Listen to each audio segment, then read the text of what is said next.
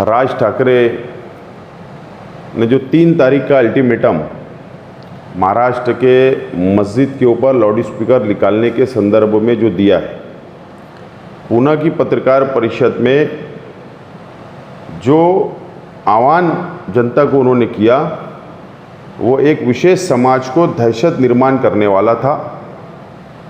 और तैयारी करना, 3 तारीख तक तैयारी कर लेना, ऐसा आह्वान करना, यानी एक विशेष समाज को डराने का काम वक्तव्य है।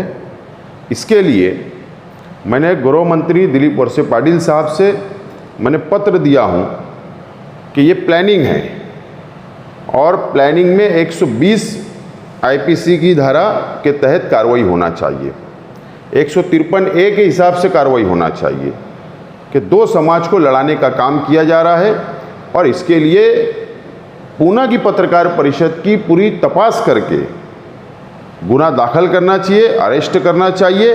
और पूरे महाराष्ट्र में जहाँ जहाँ भी मनसे के कार्यकर्ता गैर कानूनी काम करेंगे, मस्जिद के सामने आके अगर फसाद करने का काम करेंगे, तो उन लोगों के ऊपर भी कार्रवाई होना ही चाहिए। कानून सबके लिए है, कानून से बड़ा कोई नहीं है। ऐसा पत्र दिलीप वळसे पाटील साहब को मैंने दिया हूँ।